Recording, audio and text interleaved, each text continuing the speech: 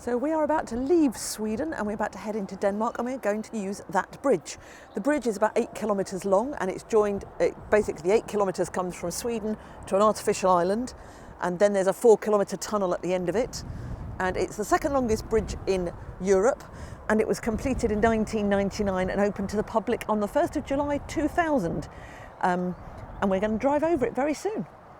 And it's a road and rail bridge, so you can see the bottom layer is for railway and the top layer is for the road.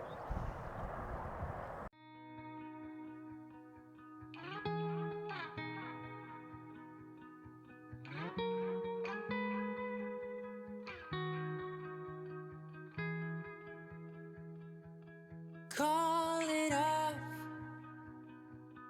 let it go. So we are now going over the Øresund Bridge from Sweden into Denmark. We've paid we don't know how much because we registered on the e-pass system, which means we've no idea how much we paid.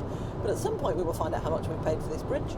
Roger thinks it's about 600 kroner. I thought it was about 139. That's the difference between about £50 and about £10. So who knows? We'll have to see when we get the bill, won't we?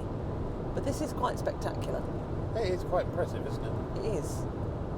As I say, this bridge is 8 kilometres long, and then it goes into a 4-kilometre underground tunnel before you actually get into Copenhagen. And there's a wind farm on the left-hand wind farm side. to the left, yep. And lots of boats going under the bridge, or have just been under the bridge, one of the two, I can't tell. The wind farm, which is going very well because it's a very windy day today. So goodbye Sweden, hello Denmark. Indeed.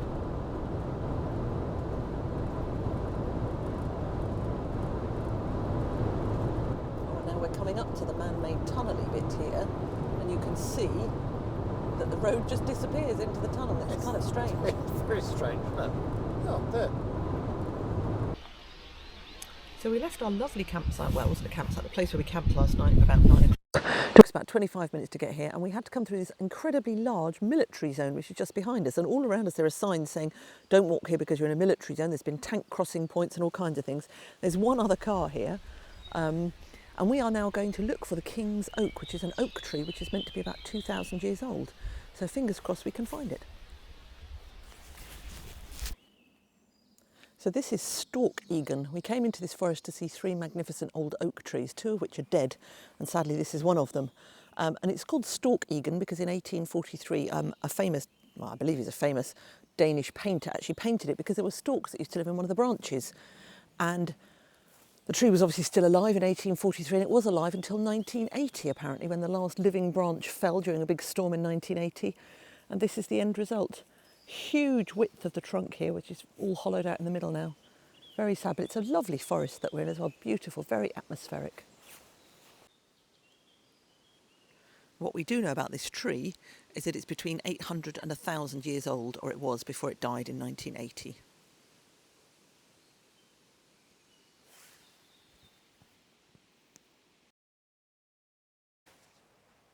So we're walking nearly 3 miles through this forest now, and we've come across this, and we just read about it, and this was built by Frederick VII in 1857, and we think presumably this was part of his hunting lodge, or maybe somewhere that they used to stop for lunch or something like that, because it's lovely. It's right in the middle of the oldest bit of the forest as well, so we only assume this is something to do with him and his hunting parties, but it's absolutely gorgeous inside.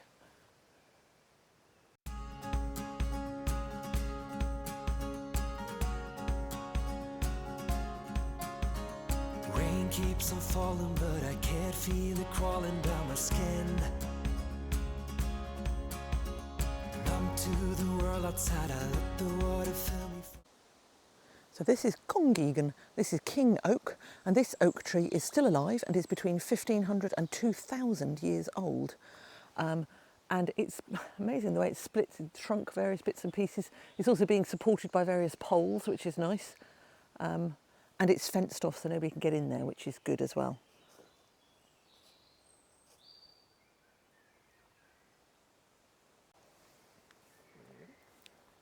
So this tree is actually the oldest tree in Northern Europe, allegedly. And in 1973, one of the branches broke off, but shortly afterwards, new sprouts appeared from the top bit. And it's actually surprisingly tall. It still looks in pretty good condition as well. That main branch looks not bad at all. And allegedly, it was 14 metres in circumference at its biggest. And the king and the queen could get inside it on horseback. I don't know whether I believe that or not, but there you go. That was what it says on here. And they have taken a graft of this tree, and a graft of this has been planted somewhere else to try and preserve the life of it.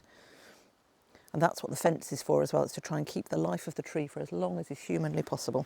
Get off me, you. So this is the last of the 3 oak trees that we've come to see, and this is Schnurgen. He's about 600 to 700 years old, and he died in 1991. But the trunk is quite amazing. The way it's all twisted round is incredible. Fabulous patterns and things in the bark.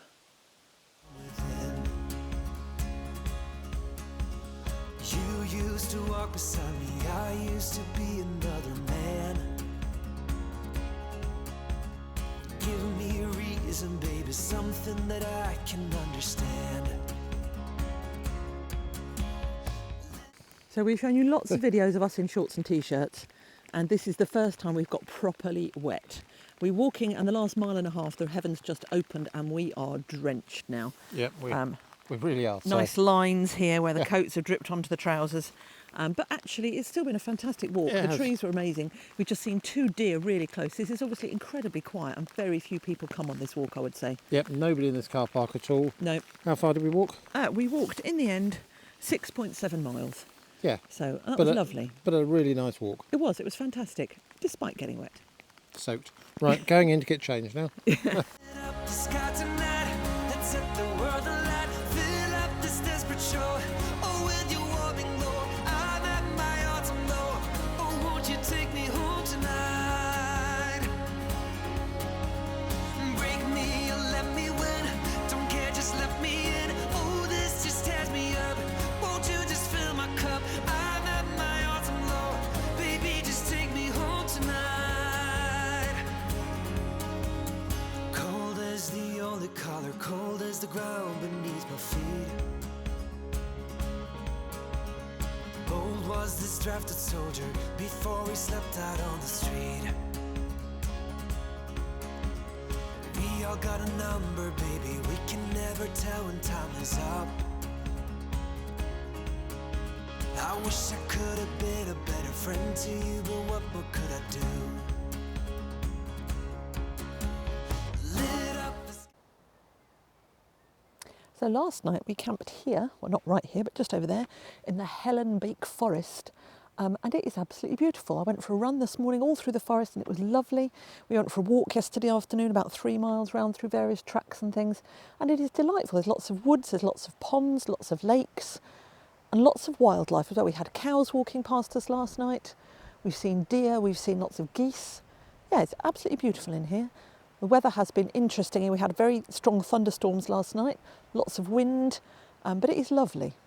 We're quite near Roskilde, and we were just showing you that actually everywhere you go in Scandinavia, it doesn't matter whether it's Norway, Sweden or Denmark, wherever there is a bit of water, whether it's a lake, the sea or a river, there is always places to get in and out of the water. So there's always steps, there's always jetties and pontoons. We camped somewhere where they were just putting out the pontoon in Norway, didn't we, where they were basically, it was a tractor who was putting out the pontoon into the water and they were fastening it down. And it's just amazing because it's so well done that it's very, very friendly for everybody. tonight, let's set the world alight. Fill up this desperate shore. Oh, with your warming glow, I'm at my autumn low. Oh, won't you take me home tonight? So this is Roskilde Church, and it's apparently the most important church in Denmark. And it was built in the 12th and 13th century, although before that there was a small church here built by Harald Bluetooth when he united Scandinavia. And this is an important church because it's also the burial place or the resting place of an awful lot of Danish monarchs. It was the first Gothic church to be built in brick, and it's 86 metres long and 76 metres tall, so nearly as tall as it is long. It's actually quite wide as well, it's about 75 metres wide. So this is we think it's the Cathedral of St Lucius, and St Lucius means light. And there was a couple of cannons, and one of the cannons apparently St Lucius appeared to one of the canons in the dream and said he was destined to be the patron saint of this church. Another story tells about a canon who walked on water after allegedly discovering the skull of St Lucius. So St Lucius's skull is one of the relics that's in this church, and also a walrus tusk that is carved into the shape of a seal. It's another relic from the 1100s. I'm not sure I believe either of those stories, but there you go.